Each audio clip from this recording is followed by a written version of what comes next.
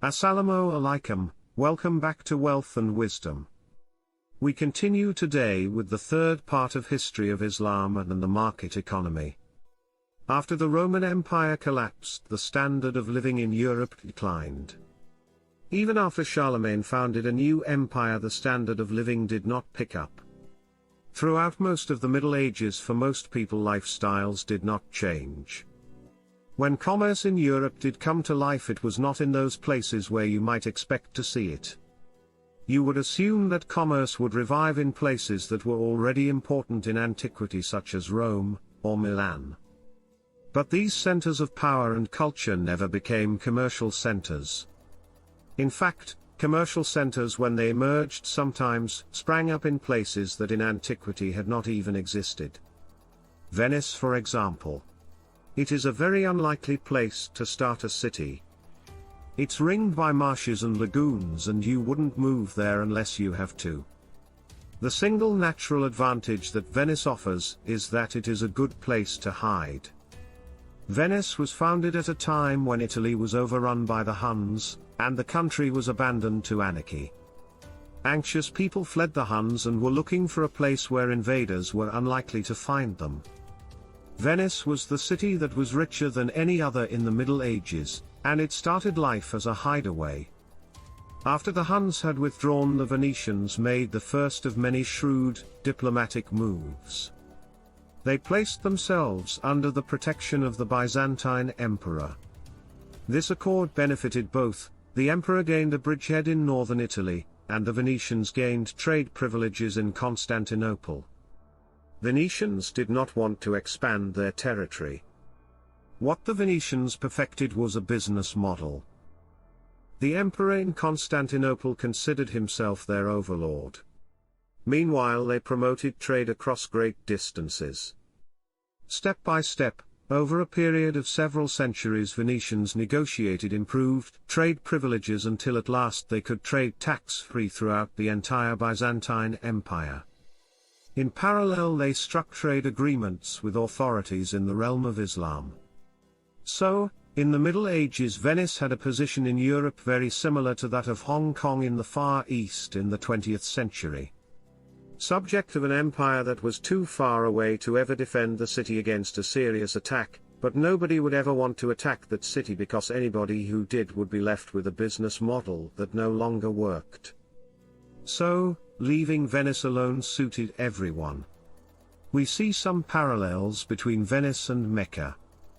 Both cities are located in a barren environment, lack fertile land, and anybody setting forth on a journey to trade has to travel an immense distance before he can find someone. The only difference between caravan and convoys is that one crosses deserts and the other sails across seas. But both travel across realms that are lawless and outside government control. Governments did not give much help in changing this. In fact, governments often wanted trade between East and West to stop, but they never succeeded. Muslims and Christians went on trading regardless of whether their leaders happened to be at war. So, Venice and other cities like her, like Genoa, accumulated trade contacts, trade expertise, and in the process grew rich. Governments had very little to do with making them rich. That too fits exactly with what Hayek would have predicted. Markets do not need governments to thrive. There was a corollary to what Hayek predicted. Strong governments can hold markets back. That too happened in medieval Europe. The mercantile republics on Italy's coasts, Venice, Genoa, Pisa, grew rich at a much faster pace than countries with large domestic economies. In the 12th century, Genoa raised more tax than all of France. Those Europeans who had an insight into Islamic practices when they came home tried to apply what they had seen. Here I highlight 4 innovations. The first is how firms were structured, the second is business studies, the third is the evolution of trusts, and the fourth is monetary reform. We mentioned earlier that caravans in Mecca consisted of a multitude of individual agreements between managers and investors. Convoys in Venice had an analogous structure.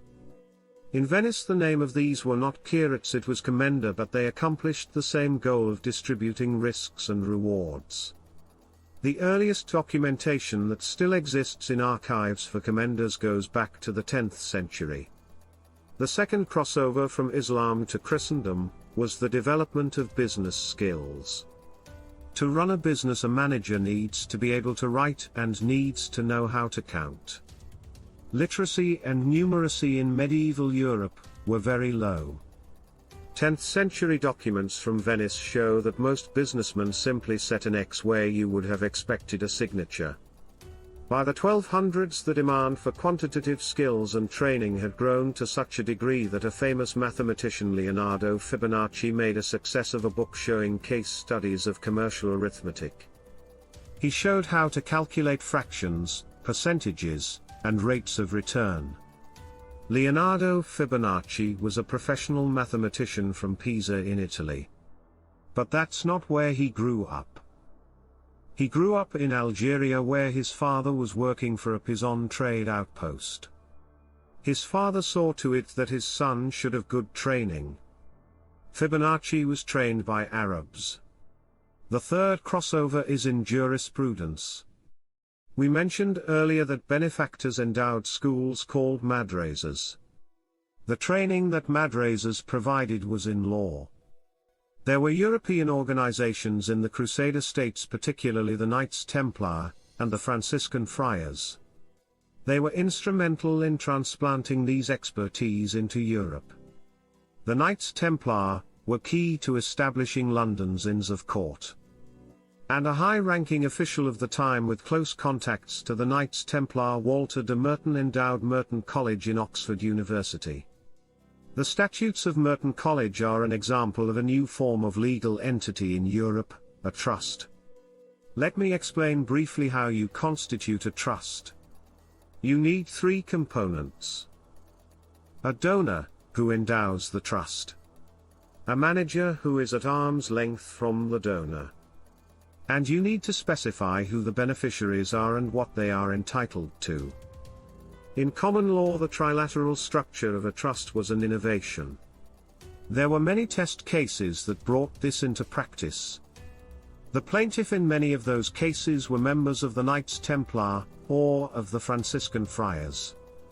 And considering the Franciscan Friars had a great presence in Crusader states, that can hardly be coincidental. The fourth and final example is monetary reform. Up until the 1200s there was only one issuer of gold coinage in Europe, the Byzantine Emperor. When he stopped, 3 states tried to succeed him. You won't be surprised to hear that they were Venice, Sicily, and Genoa. What we are looking at is a host of antecedents for many innovations in Europe. 1. How to establish a company. 2. Advanced business studies. 3. Funding colleges and trusts. 4. Launching a gold currency. This begs a question. The fact that in Europe it took longer to discover a particular innovation does not really prove that they needed an Islamic example in order to make it. How can we claim that Islamic templates provided the inspiration?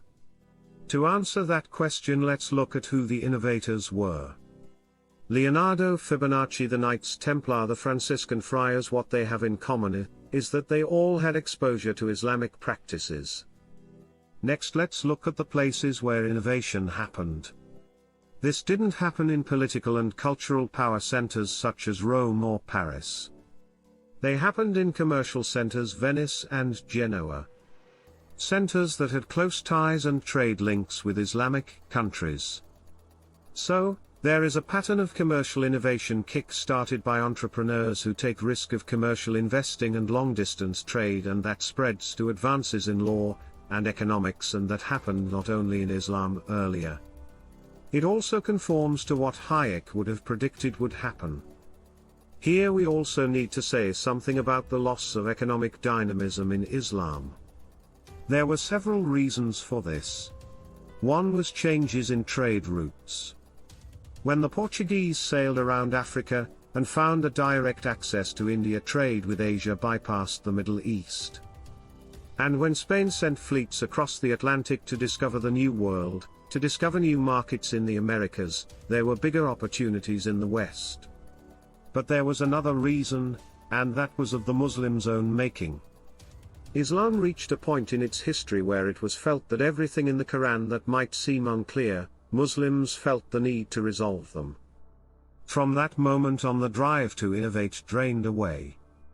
In conclusion, we are explaining that Islam is a religion. A religion cannot be reduced to an economic system.